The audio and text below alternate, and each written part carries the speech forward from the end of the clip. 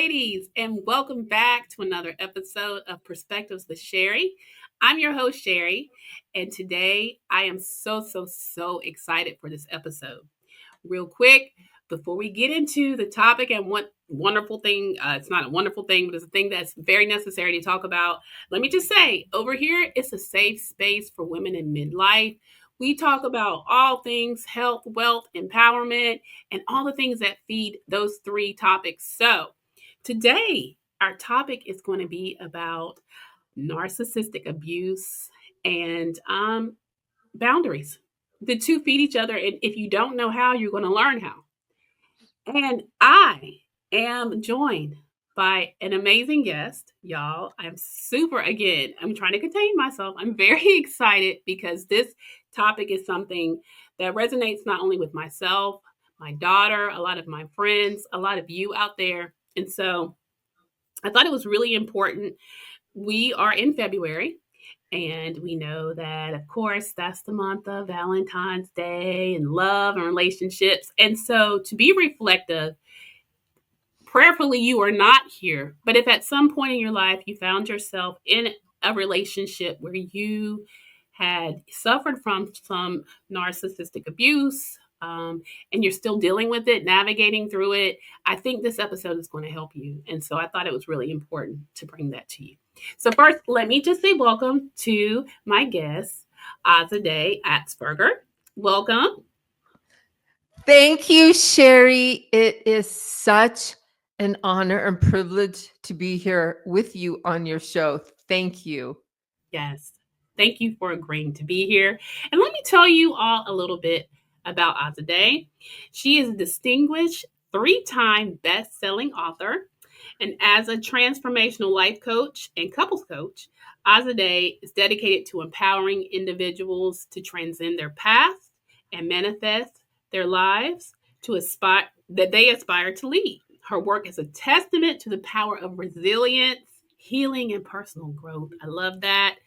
Growing up in Iran, Azadeh faced immense challenges, including domestic and sexual abuse. Her indomitable spirit and unwavering determination allowed her to rise above these adversities, becoming a beacon of hope and inspiration for countless individuals worldwide. Azadeh's profound passion lies in helping others navigate trauma and find the freedom to create their best lives, y'all. And that is God's work. Thank you so much for being here. Y'all, we're going to not waste any time. We're going to get right into it. Yes. Yes.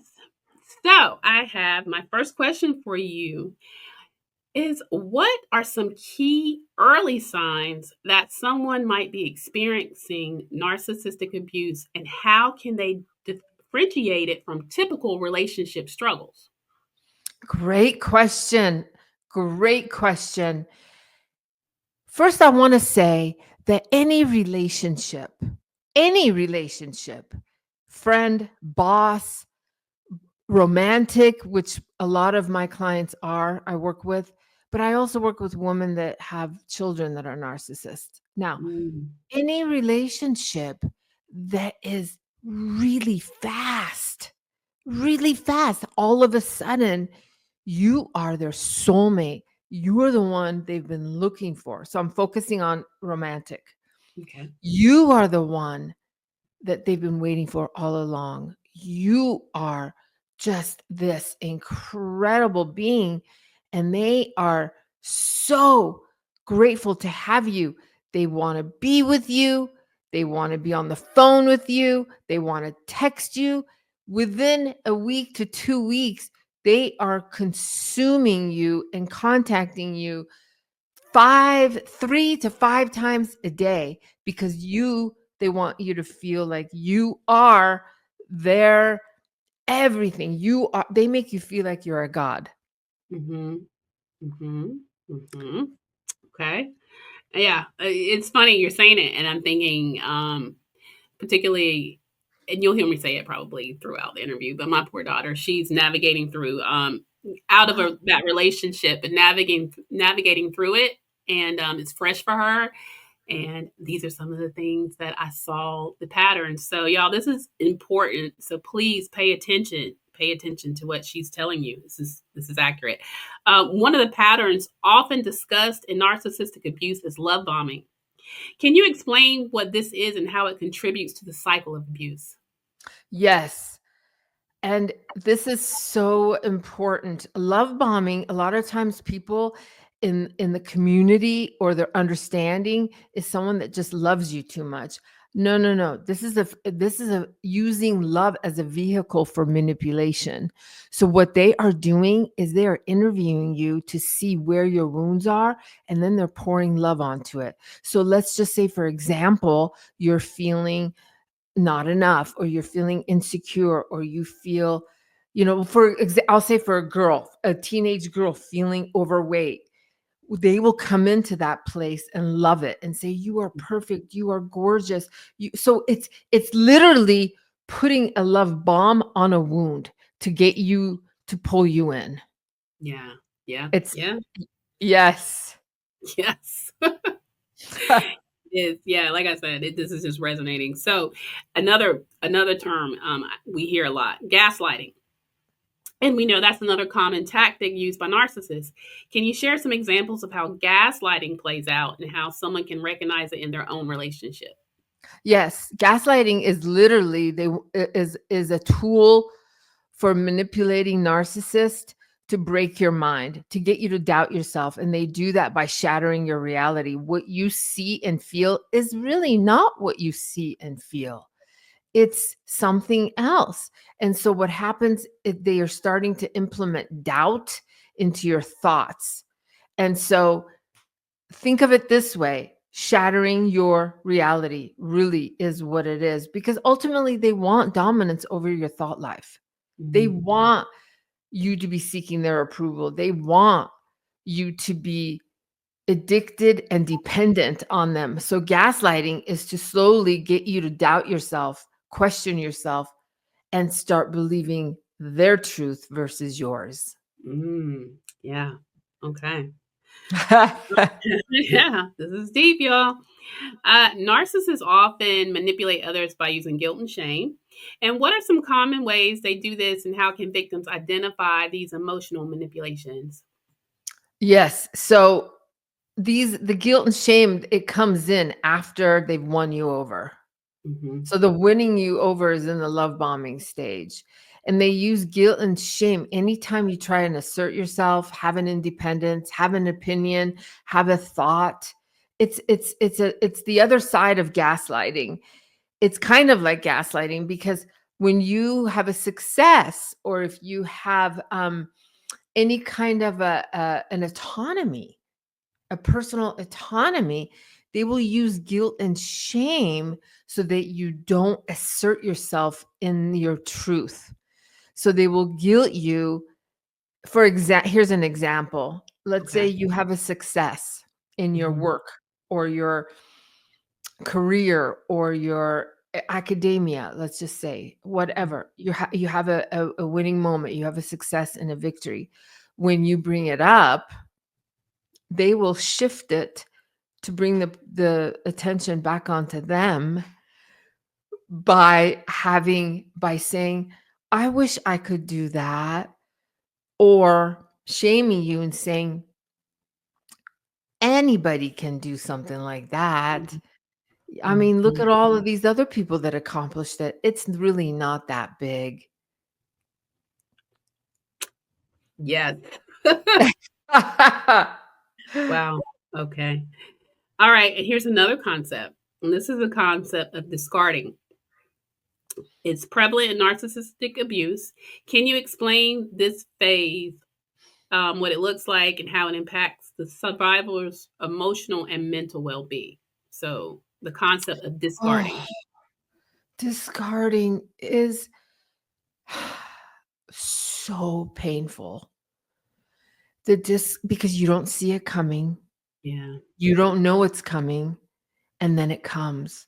Mm. It's like pulling the rug under your feet Mhm.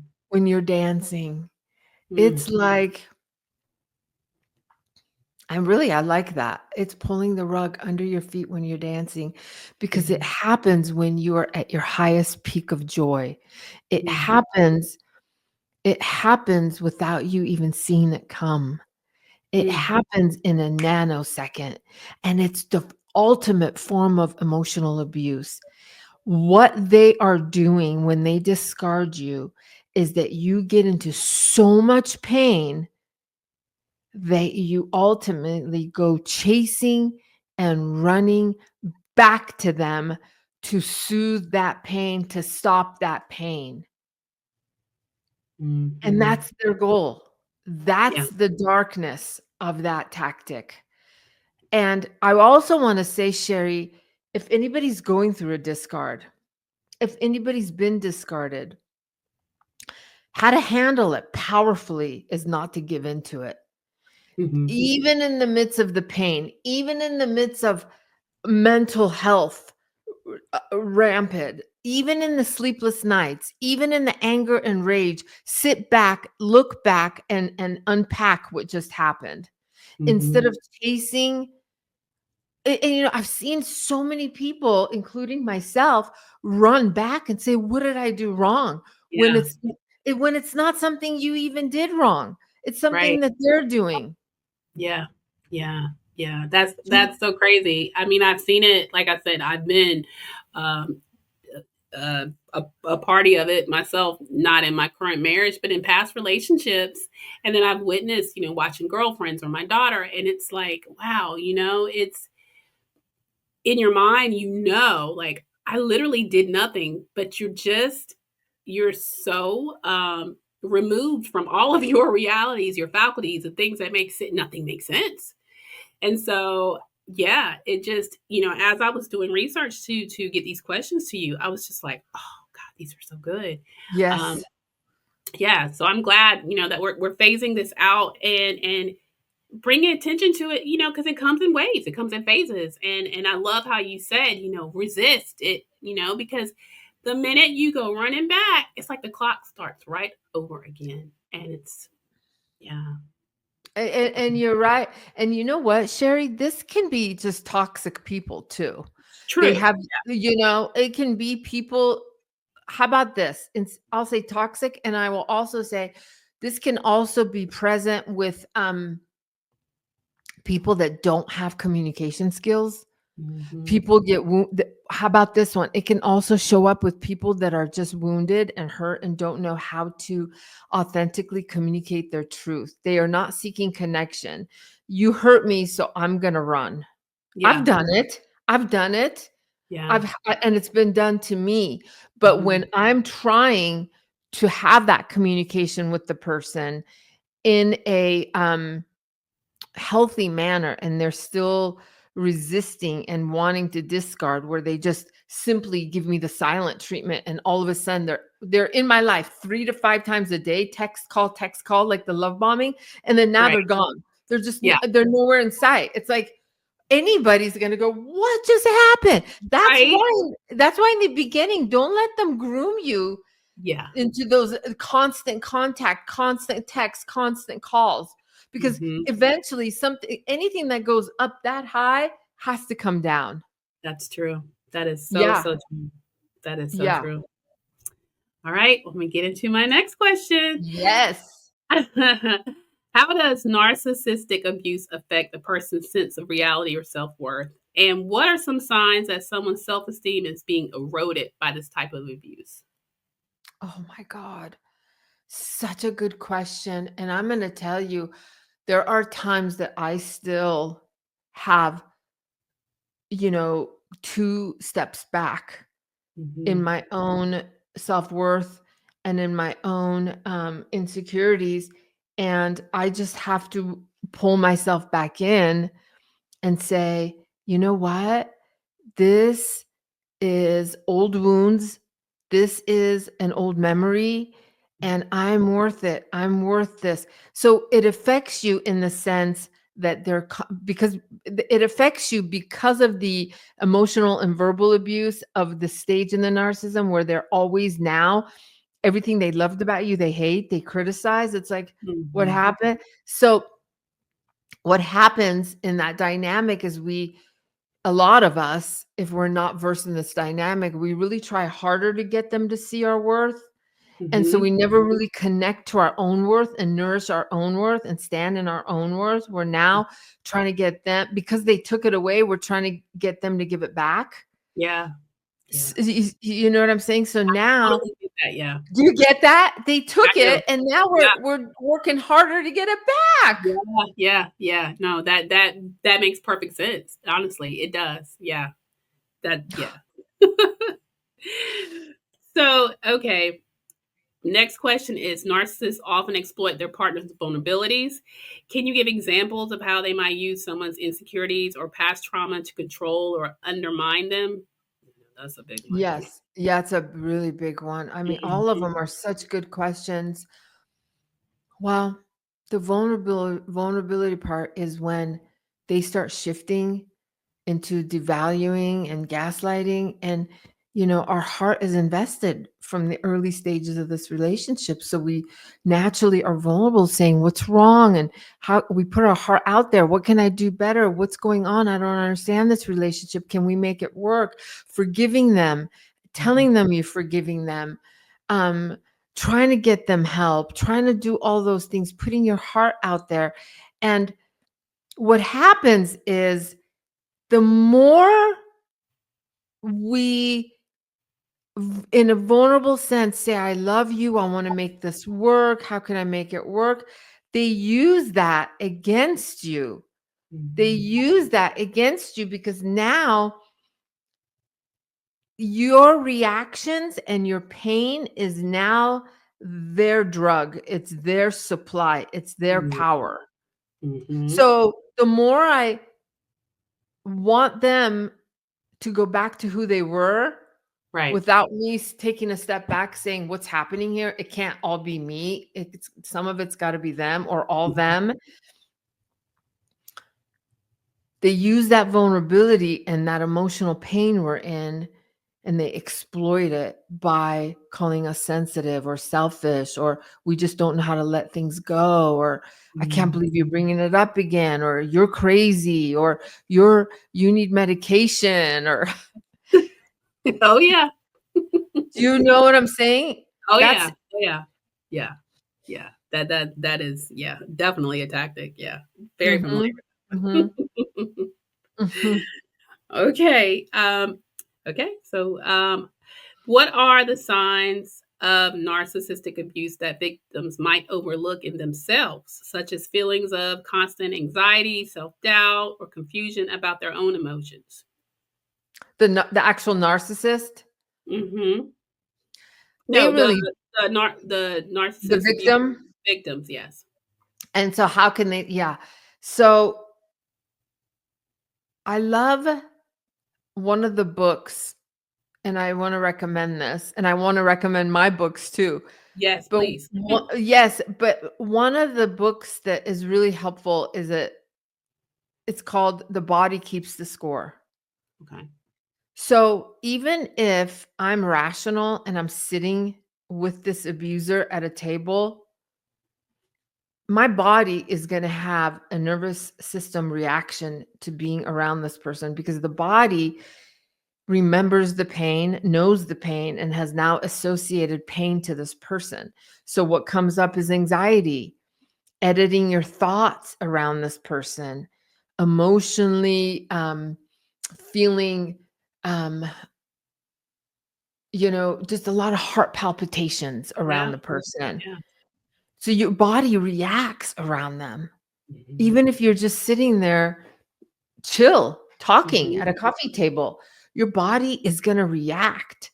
So Mhm. so a lot of times and I learned this for myself, I tell my clients and I share in the community that if your brain has been gaslit to believe that it's you as the problem, not them, your body's gonna tell you different. Your body's gonna be fine, and then when you're around them, it's gonna have all of these disorders come up.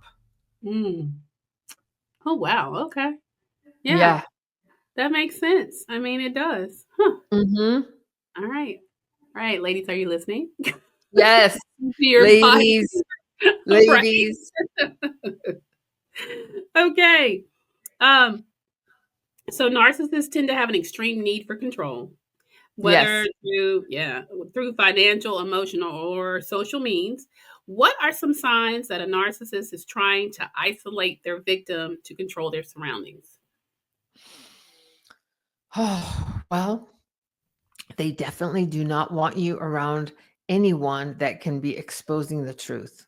Yes. Friends, family, moms, they will start poisoning you against family and friends. Hmm. And sometimes I've seen people be isolated so much where they're moved completely out of the state, out of town, out of the area. They start poisoning their minds and saying, you don't really need that support group. Your mom doesn't know what she's talking about. She's blah, blah, blah. Your friends, they're crazy. They're toxic. They're jealous. They'll say, they'll say all kinds of things to Right. get you to turn on them. Right. Now, this can be with just toxic, jealous people too. Right. But we're talking about narcissists, and this is definitely a pattern with narcissists. They will isolate you from people that are trying to protect and save you. Hmm. Hmm. Yes.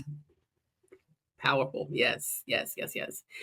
All right. And when someone's in a narcissistic relationship, they might experience a cycle of idealization, devaluation, and discarding. How can someone recognize when they're caught in this cycle and what can they do to break free? Because we've talked about these individually, and then now I'm kind of like trying to drill down. It's like when they find themselves in these cycles, how can they recognize that they're caught there and how can they break free? Yeah. Yeah, I think the number one tool is you want to dissolve cognitive dissonance. Cognitive Okay. dissonance is two opposing facts running in your head. He's abusive, he's loving. Which is it? Which is it? Which is it? You want to, for the most important thing is dissolve that. Okay. Yes, there's times he was loving, but right now he's being cruel, manipulative, devaluing, and dismissing me. So you want to land in the truth. Call it for what it is. Don't Yes. blame yourself. Don't rationalize it. Don't justify it. Don't brush it under the rug. Don't go having drinks with him and have sex just to hope it fixes it. Don't do any of that. Even if Hmm. you do that, stand in your truth of what just happened. Tell someone, he called me names or she called me names. They didn't show up again for my success at work. Hmm. I got STDs from him, but he's still telling me he didn't cheat on me. I mean, Hmm. these are some scenarios that I get. Hmm. Stand in the truth. Admit the truth of what's happening. That will help the brain. Yeah. Love that. Y'all, that's good. Love That's it. so Yeah. good. Okay, and now we're going to pivot into some questions about boundaries. Yes. The two do coincide. One helps the other, and we're going to talk about that. So, why? Sure. Yes, why are boundaries so crucial for anyone recovering from narcissistic abuse, and how do they help in the healing process? Oh my gosh. Well, it's so I'm going to give an example of someone that's either just coming out of a narcissistic relationship or is just got out on their way out or out. They clearly know this is abusive. I got to get out.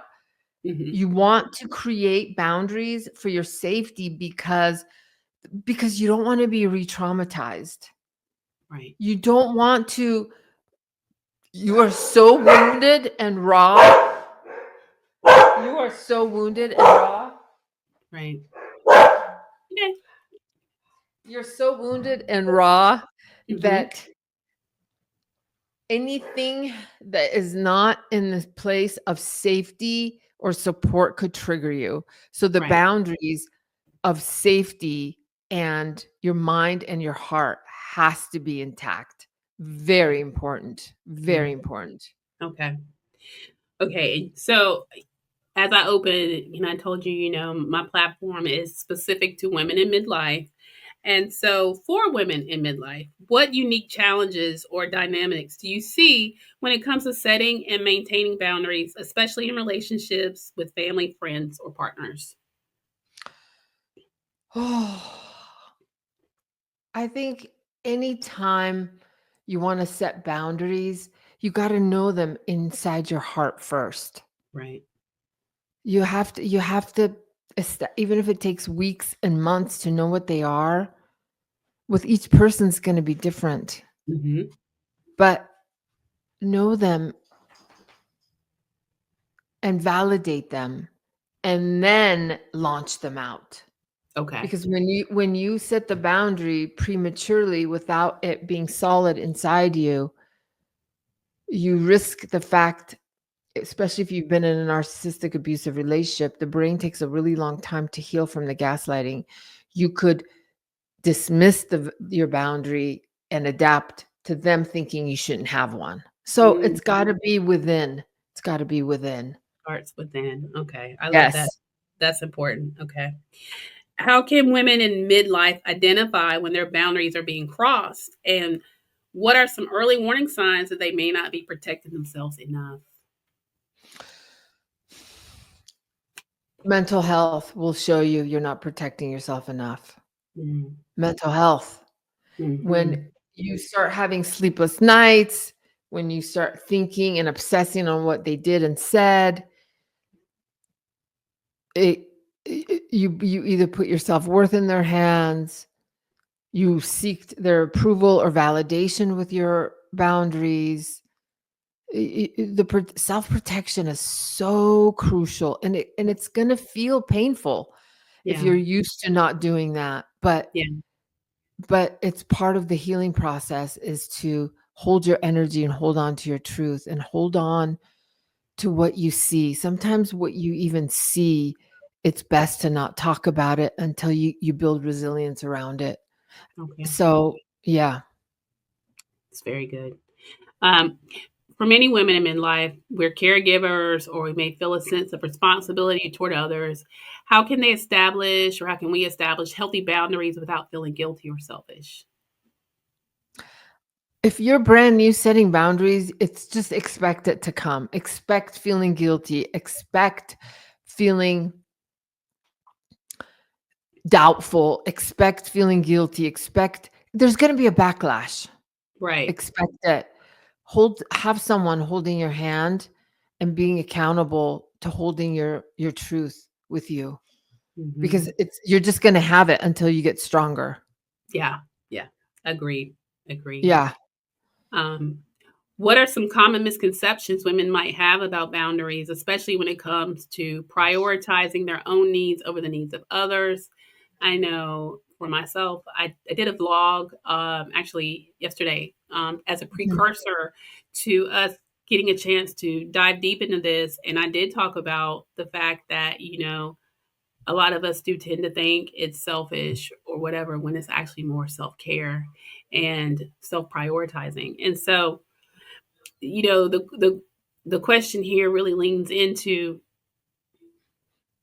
what is it that you most see, or you maybe hear from your clients, or that you even struggle with, that we're sharing now about are the biggest misconceptions that we have about boundaries.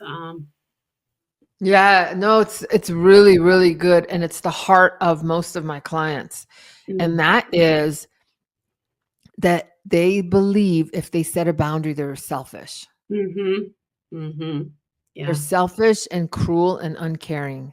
yes, right, Yeah, yeah, it's the biggest one, and yeah, it's the biggest one, and so setting boundaries, it sounds like it's gonna be super fun and easy and this new thing that I'm gonna do, this new buzzword, but there's a backlash with all of this. So that's mm, why women don't stick with them because they yeah, don't wanna deal with the pain. So it's a belief system and it's a grooming thing from childhood and from yes, parents that taught them, if you set boundaries, you're a jerk. yeah, You yeah, know? yes, You are selfish after all I do for you. How dare you take care of yourself?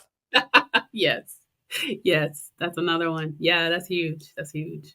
That's huge. And I think, a lot of times, and for this, initially we are talking about narcissistic abuse. We were talking relationship wise, but I also encourage women to also check that temperature with your family. Yes. A lot of us are mothers. We can be caregivers to our parents. There's the parent daughter relationship. Sometimes that can overlap into depleting you. Yeah. It really we I don't think that we talk about it enough and we stress it enough. We're so big on self-care and wellness. Boundaries is a huge part of that. And so that's why I Yes. really wanted to talk about this. Um, so let's talk about some societal pressures. Um, Women in midlife might be facing shifting roles. How do they learn, or how do we learn to communicate boundaries effectively to those around us?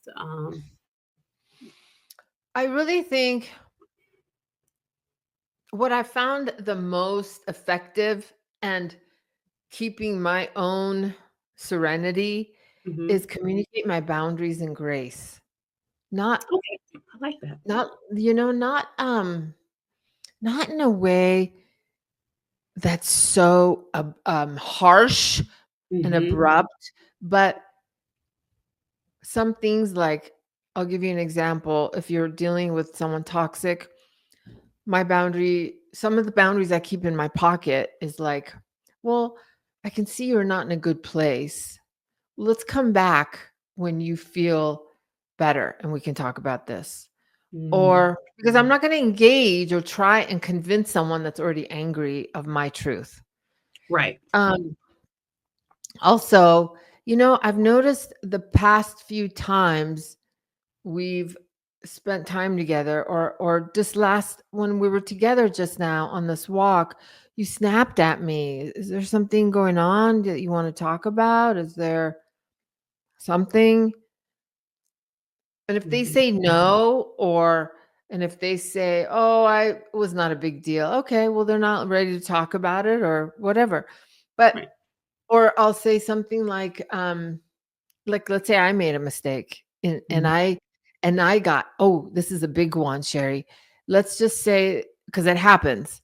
Let's just say there's a time that I dismissed my own boundaries. It's nobody's fault. I Right. dismissed them. I get to go back and say, Sherry, you remember, this is an example. Sherry, remember when we met last time?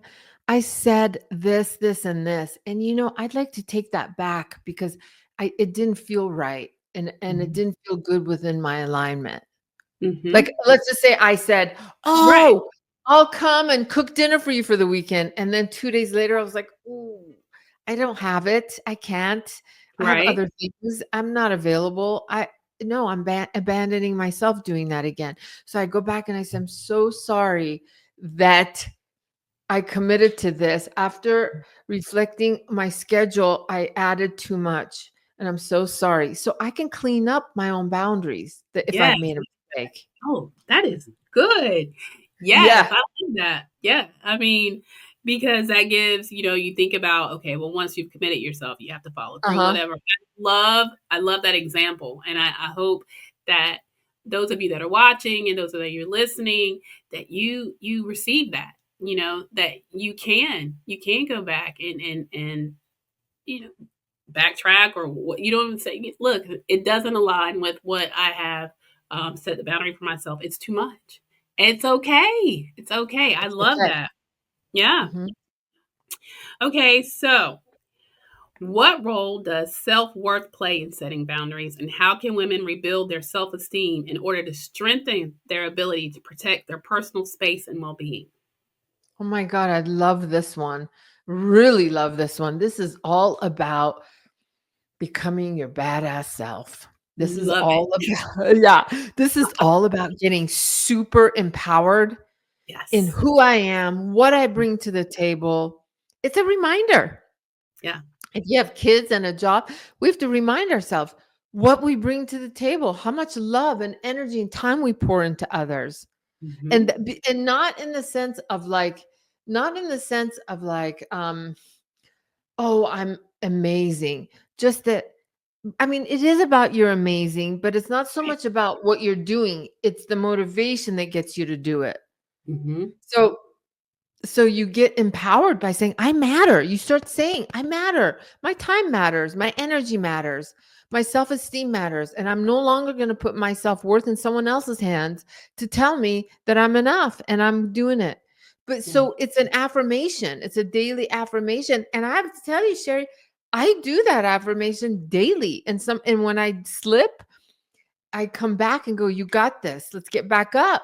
You Okay. got this. You're the best parent you've ever had. You're the best friend you've ever had." So I put my hand on my heart and I bring myself back to the truth and I empower myself. I I love that. empower myself. Yes. That is amazing. I love that. And I try to also affirm myself. I need to do it more.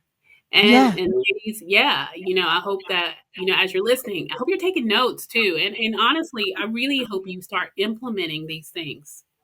These are really important. So with that, and that was a good one. You actually kind of already maybe gave the answer to this partially, but I was going to ask you to share some practical strategies for women in midlife to implement boundaries in their daily lives, especially when it comes to toxic relationships or difficult family dynamics. We touched on some things that we could implement. Is there anything else you want to add to that one? Or Yes, I do. And what comes to mind, Sherry, is do your best to not react, mm, you know? mm-hmm. Sit with it and respond. Okay. That's when you're holding on to your energy and your power. If someone comes at you sideways or does something or says something or, whatever, and it's the hardest. I'm not saying I don't have it perfect. I Right. don't. There's Right. times I react and there's times I respond. I wish to see myself respond more. Yes. Because we don't want to be like assumed differently. We don't want to be thought of this way or we don't want to be accused or any of that stuff. And sometimes that pushes my buttons. Yeah. So the thing I want to say is really work on your response, not Okay. your reactivity. So you want to Ooh, pause and wait till you can respond. okay. Okay. Yeah, that is powerful. Respond, not react. Write that down, ladies. No. I'm writing it down for myself. I need the Me too. reminder Like I'm every so right. day. Yes, listen, that's huge for me. That is. It's something I work on, and as I've gotten older, I've gotten a little better. But there's still times, I get got, and I'm like, oh, here we are again. So There no we matter, are again. yeah. So that's Yes. powerful. Very, very Yes. powerful. Yeah. All right. And then, okay, so next question. How can women recognize when their boundaries are being respected versus when they're being taken advantage of? And what steps can they take to address this in a healthy way? So good. Because there's toxic takers that will not respect your boundaries and want to keep pushing you through them to get you Yep. to bend. Hmm. And what I try to remember, it doesn't happen that often, but if it does happen, I say, I spoke my truth Hmm. and at this time I've spoken my truth once or twice, and at this time I'm going to exit the conversation and discuss either something else or, but I'm going to exit the conversation. I've already communicated my truth. Hmm. Hmm. 'Cause I'm Hmm. not gonna try and convince them now. It's not gonna be a battle of convincing my boundary or my self-care with them. I'm gonna Right. exit the conversation, Hmm. Hmm. I you love that. know? Yeah, totally. Totally. And you don't have to convince someone. Yeah. I mean, you've said it. I'm sorry you can't see it. I'm out. I love that, y'all.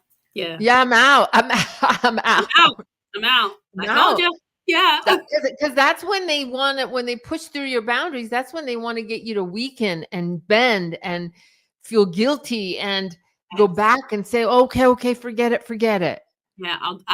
I give in. I'll do it. Yeah. No. Yeah, no, Nope. no.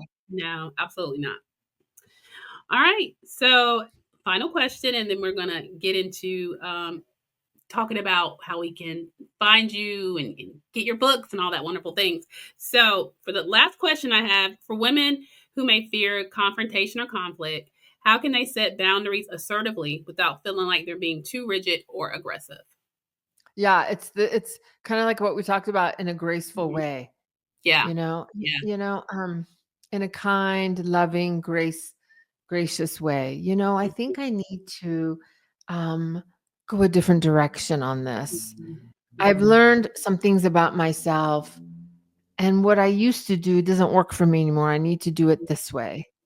Just in a Mhm. tell your truth in the most beautiful, gracious way. That's when you Mhm. hold your power. You hold your power, Yes.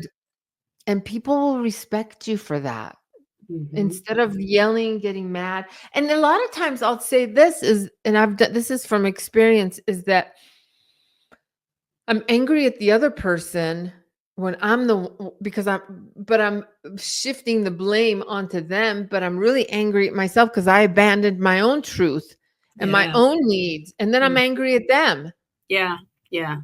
Yeah. They don't know. They don't know. I'm very much guilty of that many Yeah. times. You know, that's Yes. yeah. Okay, so okay, we have covered quite a few of the things I wanted to talk about. And ladies, I hope at this point you have some things that you have gained insight on that you're going to try to implement, that you've learned.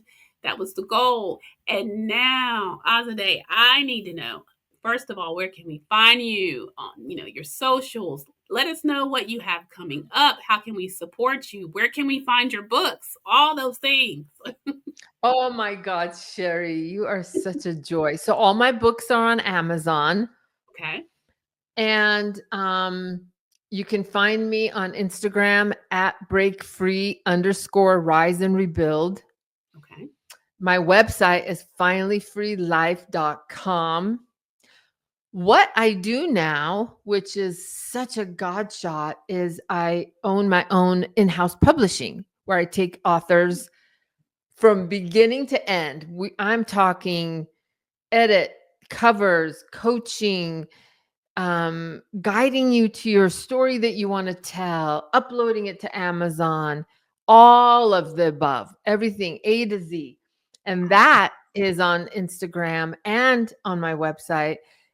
Power Within is the name of my in-house publishing.